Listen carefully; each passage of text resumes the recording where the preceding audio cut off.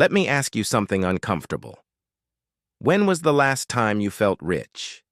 Not just okay, not just getting by, actually genuinely rich. If you're like most people, the answer is probably never. Or maybe a brief moment after payday that lasted about 48 hours before the bills reminded you of your place. Here is what I want to show you today. You are almost certainly richer than you think. And at the same time, you are almost certainly living poorer than you should be. Both of those things are true at once, and understanding why might be the most financially clarifying thing you do this year. Welcome to Wired to Broke. Let's start with the first half of that statement. You are richer than you think. And I don't mean that as a motivational poster. I mean it as a provable, documented fact. If you earn $35,000 a year, which is below the U.S. median, you are in the top 3.5% of earners on Earth. Not the top half, the top 3.5%. If you earn $50,000, roughly the global median for developed countries, you are richer than approximately 99% of all humans who have ever lived in history. Let that land for a second.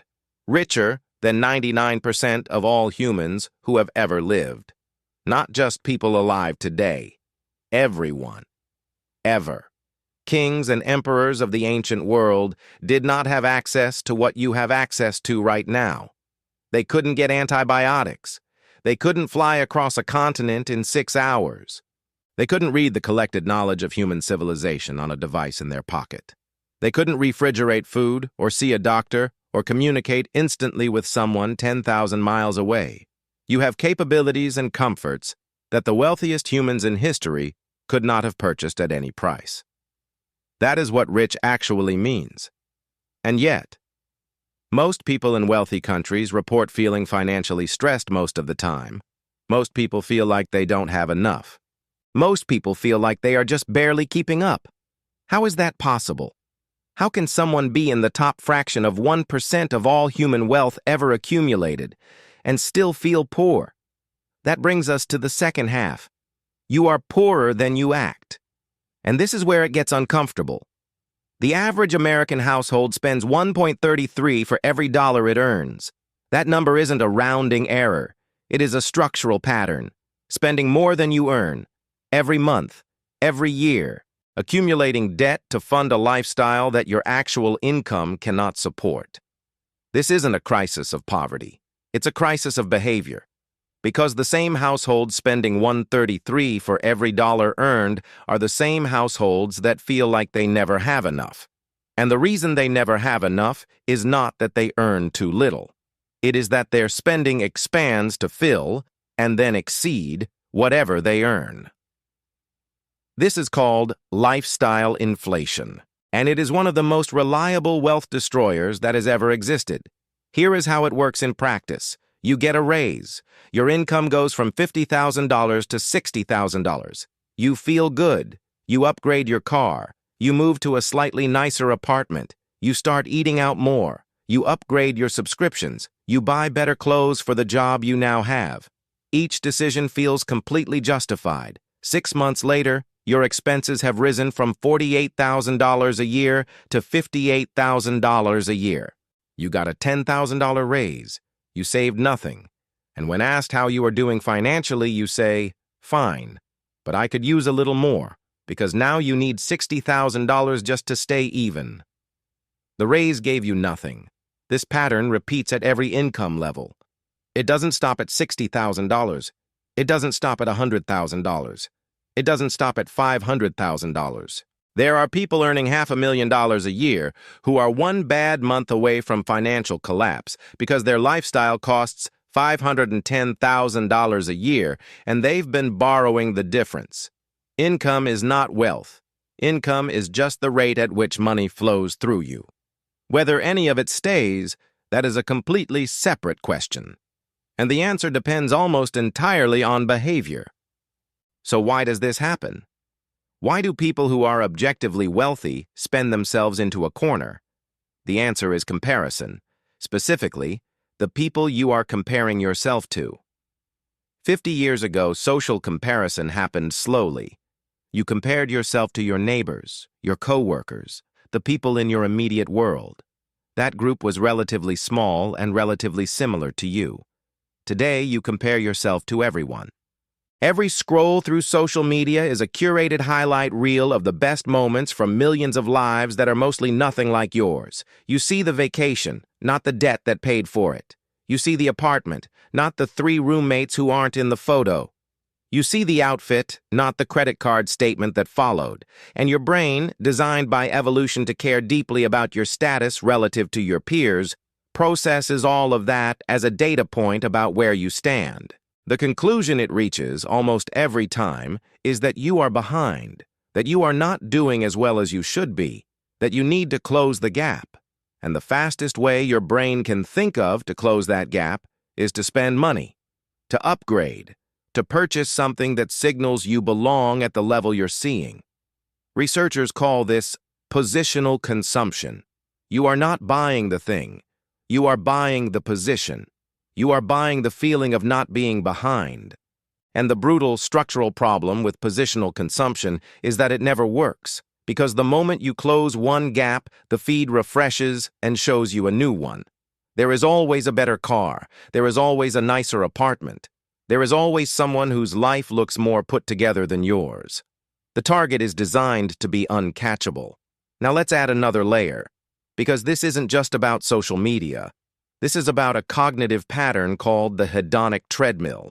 The hedonic treadmill is the observed tendency of human beings to return to a baseline level of happiness regardless of what happens to them. You get a raise. You feel better for a few weeks, then you return to baseline. You buy a new car. You feel great for a month, then it becomes just your car and baseline returns. You move to a nicer place. The excitement fades, and the new apartment becomes just where you live. The upgrade doesn't stick. The feeling always wears off. This is why people who achieve financial goals so often feel strangely empty after reaching them. The promotion they worked 5 years for delivers about 3 weeks of real satisfaction, and so they set the next target: a bigger house, a faster car, a more impressive title, always believing that this next thing will finally be the thing that makes them feel secure. It won't, because security is not something you purchase. It is something you build, and you build it by spending less than you earn, consistently, over time, without exception. Here is a number that should stop you cold. The average millionaire in the United States drives a car that is 3 years old, lives in a house that costs less than 3 times their income, and has never bought a bottle of wine over $30. This data comes from Thomas Stanley's research, 20 years studying how actual wealthy people behave. And the finding that keeps coming up is this: people who look rich often aren't. People who are rich often don't look it. The person driving the least luxury SUV is statistically more likely to have a negative net worth than the person driving the paid-off 7-year-old sedan. Because wealth is not what you display. Wealth is what you keep. And most of what gets displayed was purchased with money that was never actually there. So what do you do with all of this? Because understanding the problem and actually changing your behavior are 2 very different things. Step 1. Recalibrate your comparison group. Your brain compares you to people it sees constantly. You can control, at least partially, who those people are. Reducing your exposure to aspirational content, the influencers, the lifestyle accounts, the highlight reels, has been shown in multiple studies to meaningfully reduce impulsive spending within weeks. Not because you stop wanting things, but because the constant recalibration of your baseline stops. When you stop seeing what you don't have, your brain stops calculating the gap. Step 2. Separate income from lifestyle. Every time your income increases, commit to sending at least half of that increase directly to savings or investments before it touches your lifestyle. If you get a $500 per month raise, lifestyle gets $250. Future, you gets $250. This is called lifestyle split. and it is the most reliable way to let your income grow without your expenses eating it alive. Step 3. Calculate your actual net worth monthly. Not your income, your net worth. Assets minus liabilities. What you own minus what you owe. The honest number. Most people avoid this number because it is often smaller, or more negative, than they want to see. But the only way to improve a number you're avoiding is to start looking at it. Step 4.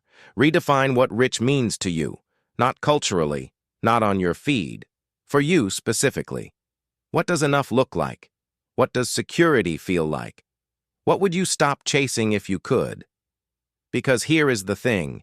If you never define enough, you will spend your entire life in pursuit of a finish line that keeps moving. The system is built to ensure you never feel you've arrived. You have to opt out of that system deliberately, not by wanting less, but by deciding what you actually want, instead of letting the algorithm decide for you. Step 5. Measure your financial life against your past self, not against anyone else. Are you saving more than you were a year ago? Is your net worth higher than it was 12 months ago? Is your debt lower? Is your emergency fund larger? Is your financial anxiety smaller? Those are the only comparisons that lead somewhere useful. Every other comparison is a distraction. Here is what I want you to walk away with. You are living in a moment of extraordinary material abundance by any historical or global measure. You have access to things that kings couldn't buy. And at the same time, you are being systematically encouraged to feel that it is never enough. To compare yourself to a curated fiction, to spend money you haven't earned on things you don't need to impress people you don't know. The gap between how rich you are and how rich you feel is not an accident. It is a business model, and the moment you see it clearly, really clearly, it starts to lose its power over you. You are richer than you think. Start acting like it. If this video shifted something for you, subscribe to Wired to Broke. Every week, one video, one idea that changes how you think about money. See you in the next one.